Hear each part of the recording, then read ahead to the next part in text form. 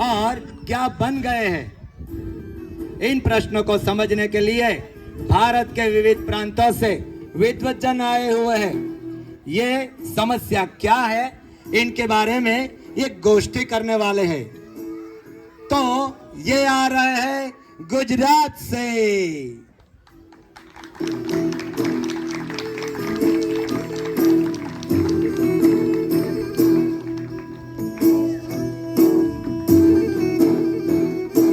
और ये आ रहे हैं हरियाणा से।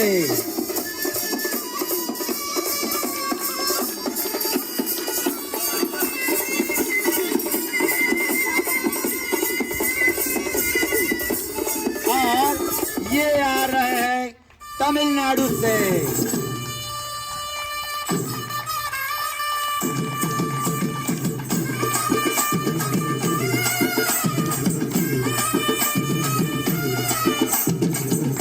और ये आसाम से।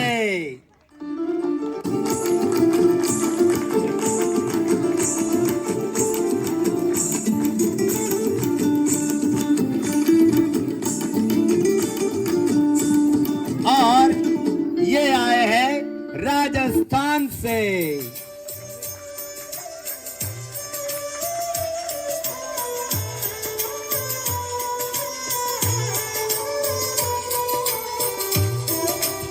और ये आए हैं महाराष्ट्र से।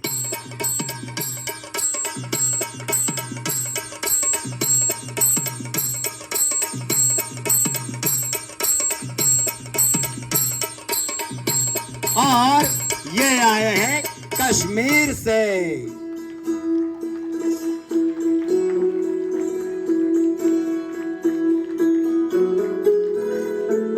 और ये आए हैं केरला से।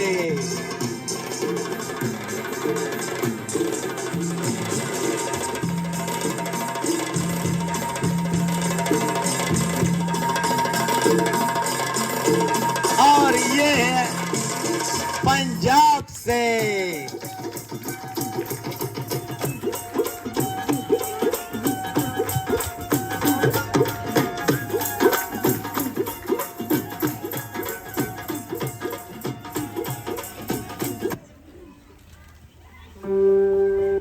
संस्कारों में श्रेष्ठ जो प्रजा भौतिक स्तर से ऊपर उठकर उन्नत जीवन जीती है वह आर्य है। हम तो आर्य थे ही, हम विश्व को भी आर्य बनाना चाहते थे। इसलिए ही हम कहते थे कृण्वन्तो विश्वमार्यम, अर्थात हम ही संपूर्ण विश्व को आर्य बनाए। तो हमारे आर्य भावना गई कहाँ? ब्रिटिश काल में हमारी आर्य भावना को ग्रहण लग गया। ब्रिटिशों ने लूट, अत्याचारों और शिक्षा के माध्यम से हमें उनके अधीन कर दिया और हम आर्य प्रजा हीनता बोध से ग्रस्त हो गए। उसमें भी शिक्षा ही मुख्य साधन था। अत्याचारों का तो हम प्रतिकार कर लेते, परंतु शिक्षा के द्वारा बदला हुआ मानस आज भी हमें गुलामी से मुक्त नहीं होने देता। तो हम हीनता बोध को पहचाने कैसे? ब्रिटिश शिक्षा के माध्यम से सबसे बड़ा आघात हमारी मानसिकता पर हुआ है। हीनता बोध हमारे मन में इतने गहरे तक बैठ गया है कि हम उसे पहचानने में भी यशस्वी नहीं हो रहे हैं। पहचान भी लेते तो मानने से इनकार कर देते हैं। रोग जब शरीर में सर्वत्र व्याप्त हो गया होता है तब रोगी ऐसा ही करता है।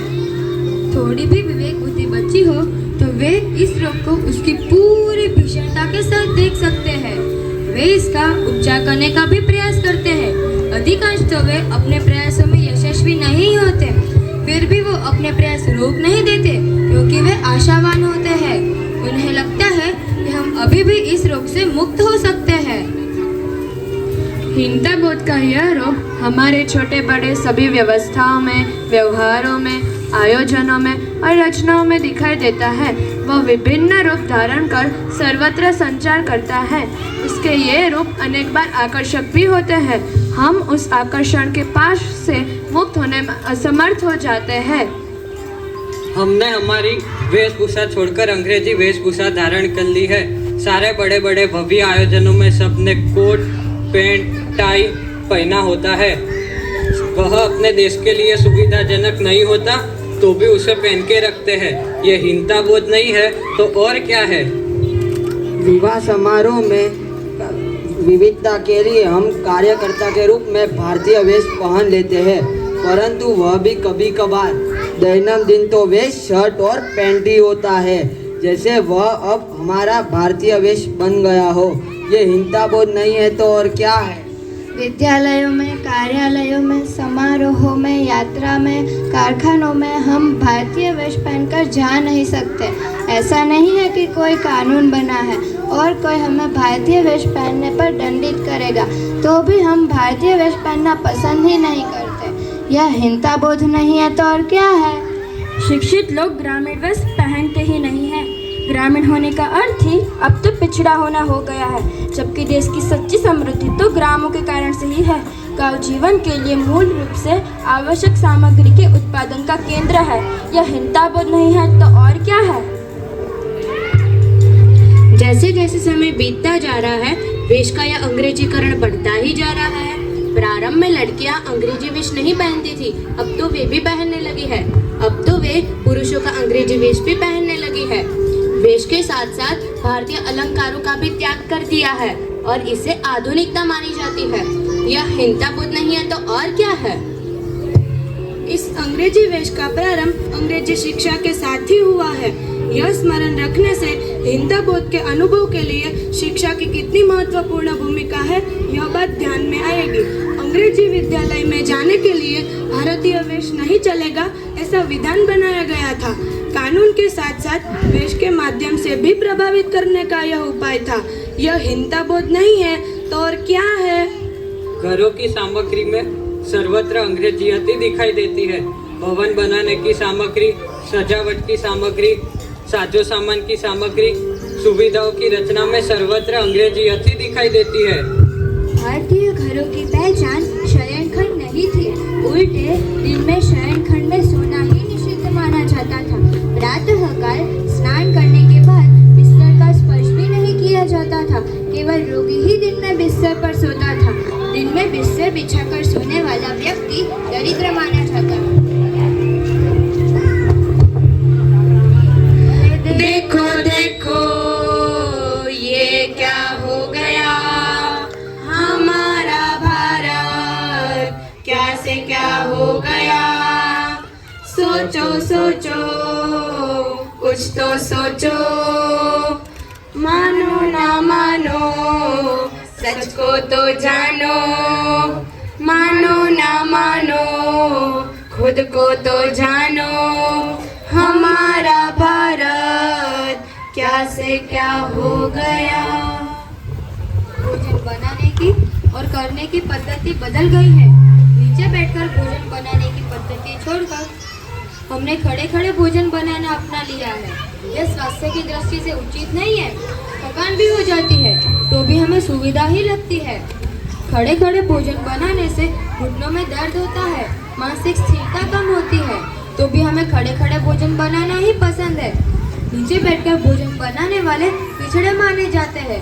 अब हमारा शरीर और मन को अभ्यास हो गया है। यह रोग से अभ्यास हो जाने जैसा ही है, क्योंकि अभ्यास हो जाने पर नुकसान नहीं होता, ऐसा नहीं है। यह हीनता बोध नहीं है तो और क्या है? उसी प्रकार डाइनिंग टेबल पे बैठकर भोजन करना प्रगति की निशानी मानी जाती है। पैसे वालों के घर में डाइनिंग टेबल न हो ऐसी कल्पना भी नहीं की जा सकती। कुछ लोग तो नीचे बैठ भी नहीं सकते। लोग घुटनों के दर्द का कारण बताते हैं, पर वो दर्द का कारण नहीं, परिणाम है। ये हीनता बोध नहीं है तो और क्या है? बच्चों ने तो जन्म से ही नीचे बैठना सीखा ही नहीं है और उन्होंने किसी को नीचे बैठे हुए देखा ही नहीं है, इसलिए पालथी क्या होती है ये वे जानते भी नहीं है। घुटने पे चलते चलते वह भूमि पर तो बैठ ही जाते हैं, पर यह आदत वह बहुत जल्दी भूल जाते हैं और इसलिए पालथी में बैठने की तो कल्पना भी नहीं कर सकते। यह हीनता बोध नहीं है तो और क्या है? कार्यालयों में काम करने के लिए नीचे बैठना होता है, ऐसी कोई कल्पना भी नहीं कर सकता। लिखना, संगणक पर काम करना, बैठक करना आदि काम टेबल कुर्सी के बिना नहीं हो सकते। उसी प्रकार विद्यालयों में बेंच और डेस्क तथा टेबल और कुर्सी को अनिवार्य माने जाते हैं। छोटे बच्चों के प्ले स्कूल में भी टेबल और कुर्सी को आधुनिक प्रगति की निशानी मानी जाती है। यह हिंसा बोध नहीं है तो और क्या है? शरीर विज्ञान के अनुसार पालथी लगाकर बैठना आरोग्य के लिए अच्छा होता है। अनेक मानसिक और बौद्धिक कार्य नीचे बैठकर ही किए जा सकते हैं। ध्यान करना, प्राणायाम करना, ओंकार का उच्चारण करना, मंत्र पाठ करना, उपदेश सुनना, पढ़ाना, गाना, खाना, उपदेश करना, भाषण करना, यह नीचे बैठकर आराम से स्थिरता पूर्वक करने के काम है। वे नीचे बैठकर ही अच्छे से होते हैं। खड़े होकर करने से उनकी गुणवत्ता और परिणामकारकता कम हो जाती है। यह सब हम भूल गए हैं और कोई कहता है तो जल्दी मानने को मन नहीं करता। बुद्धि से समझ लिया तो भी मन नहीं मानता। यह हिंसा बोध नहीं है तो और क्या है? देखो देखो ये क्या हो गया हमारा भारत, क्या से क्या हो गया। सोचो सोचो कुछ तो सोचो, जानो ना जानो सच को तो जानो, मानो ना मानो खुद को तो जानो। हमारा भारत क्या से क्या हो गया। ऐसा एक बहुत बड़ा हिंसा बोध का लक्षण है अंग्रेजी भाषा का प्रभाव। इसके चलते हमने अपनी विवेक बुद्धि खो दी है। हमें लगता है कि अंग्रेजी भाषा के बिना हमारा विकास हो ही नहीं सकता। इस भाषा के बिना हमारा जीवन ही जैसे दुभर हो जाएगा। यह हिंसा बोध नहीं है तो और क्या है? स्वतंत्रता प्राप्ति के बाद इतने अधिक वर्ष बीत जाने के बाद भी हमारी शासकीय पत्र व्यवहार की भाषा अंग्रेजी है। प्रशासन के उच्च अधिकारियों को निर्देश दिया जाता है कि वे जिस प्रांत में काम कर रहे हैं वहाँ की प्रांतीय भाषा सीखें और व्यवहार करें, परंतु वे अंग्रेजी को छोड़कर बहुत कम व्यवहार करते हैं। उनके व्यवहार से अंग्रेजी नहीं जानने वाले लोगों को हिंसा बोध का अनुभव होता है। एक और तो हिंदी का महत्व बढ़ाने की बात की जाती है, दूसरी ओर प्राथमिक विद्यालयों में भी अंग्रेजी की शिक्षा शुरू की जाती है। एक पीढ़ी पूर्व 8वीं कक्षा से अंग्रेजी की पढ़ाई शुरू होती थी और आज 1 से ही अंग्रेजी पढ़ाया जाता है। भले ही वह शिक्षा शास्त्र के सिद्धांतों से सर्वथा विपरीत हो, फिर भी ऐसा ही किया जाता है। ये हिंसा बोध नहीं है तो और क्या है? कई सरकारी दफ्तरों में जाओ और वहाँ की प्रादेशिक भाषा में बात करो तो स्वाभाविक उदासीनता से साहब कोई जवाब नहीं देता या काम नहीं करता, परंतु यदि अंग्रेजी में बात करो तो तुरंत प्रभाव होता है। अंग्रेजी आती हो या ना आती हो, अंग्रेजी सम्मान करने योग्य भाषा है। यह हिंसा बोध नहीं है तो और क्या है? छात्र अपने विषय के अध्ययन के लिए अंग्रेजी लेखकों के संदर्भ के पुस्तकें पहले पसंद करता है। उन्हें लगता है कि भारत के विद्वानों में इतनी विद्वता नहीं होती जितनी यूरोपियन विद्वानों में होती है। अंग्रेजी भाषा आती हो या नहीं, मातृभाषा में बात करते समय अंग्रेजी भाषा शब्दों के प्रयोग करने में लोग गौरव का अनुभव करते हैं।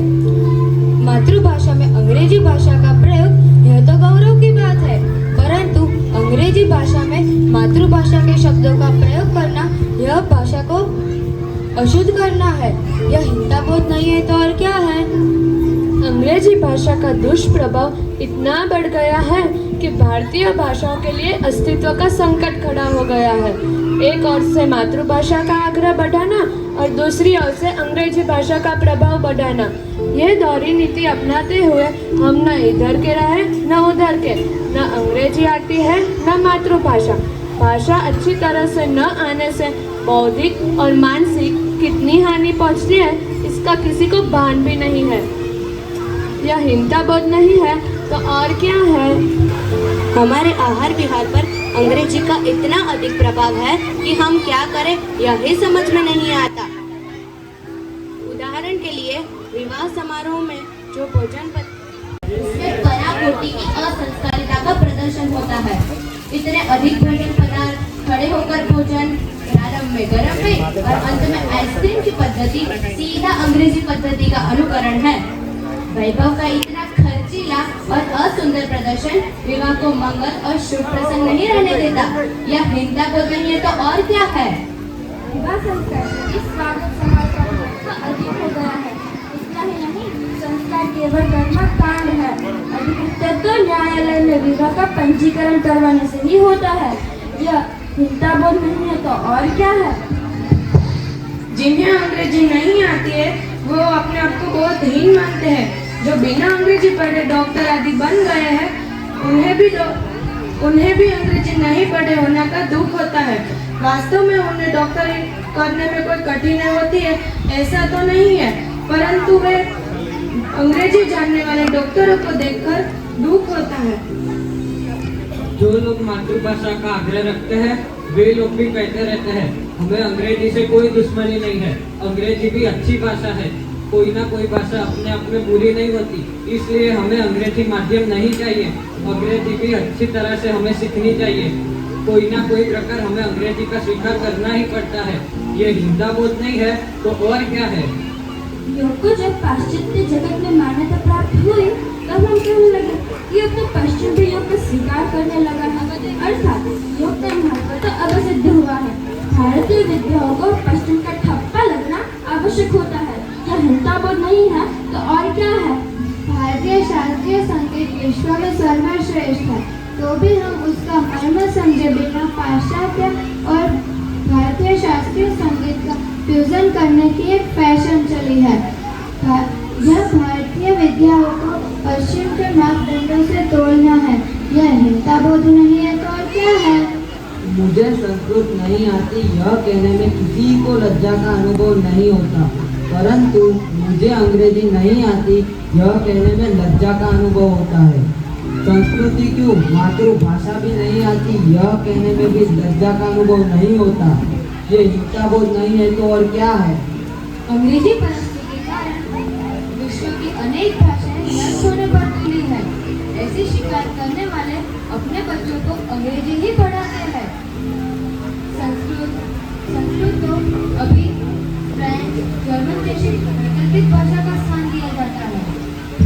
वैश्विक मापदंड के नाते भारत कहता है कि कोई भी सिद्धांत या व्यवहार सर्वे भवन्तु सुखिनः के मापदंड पर खरा उतरना चाहिए, परंतु पाश्चात्य जगत विश्व कल्याण का नहीं परंतु विश्व का स्वयं के लिए कैसे और कितना उपयोग हो सकता है उसके आधार पर वैश्विकता का मूल्यांकन करता है।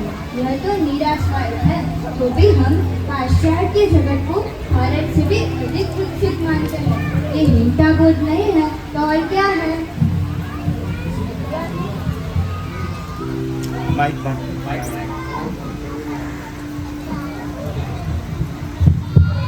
विद्यालयों और महाविद्यालयों की समाजशास्त्र की पुस्तकों में समाज व्यवस्था को अंधश्रद्धा युक्त और पुराणपंथी बताया है और पश्चिम के समाज जीवन की संकल्पनाओं के अनुसार उसमें कानून बनाकर सुधार किए गए हैं और इन सुधारों का आंख बनकर स्वीकार किया गया और एक भी प्रश्न चिन्ह नहीं लगाया। यह हिंसा बोध का लक्षण नहीं तो और क्या है? अर्थव्यवस्था में अनेक प्रकार के भ्रष्टाचारों का समर्थन करने वाले देश कितने ही असंस्कृत हो तो भी केवल समृद्ध है इसलिए विकसित कहे जाते हैं और उनकी व्याख्या के अनुसार भारत विकासशील देश है, विकसित नहीं है। इसका स्वीकार भारत का बौद्धिक विश्व करता है। यह हिंसा बोध का ही लक्षण है। गोरा व्यक्ति देखा नहीं कि उसके साथ बात करने, फोटो खींचने के लिए उत्सुक युवक और युवतियां न जाने ऐसा किस कारण से करते हैं, इसका उत्तर तो वे स्वयं भी कदाचित नहीं दे पाएंगे। यह हिंसा बोध नहीं है तो और क्या है? ये तो कुछ उदाहरण मात्र ही है। हमारा हिंसा बोध हजार रूप धारण कर सर्वत्र व्याप्त है। इससे मुक्त होना हमारी राष्ट्रीय आवश्यकता है, क्योंकि इसके चलते हमारा सारा पुरुषार्थ व्यर्थ हो जाता है। तो आओ हम सब भारतीय मिलकर आज के इस स्वतंत्रता दिवस पर संकल्प करें कि जड़ों में लगे दीमक की धड़क सर्वत्र फैले हुए इस हिंसा बोध के रूप को उखाड़ फेंकेंगे और एक सच्चे भारतीय बनेंगे। जय हिंद, जय भारत। अस्तु।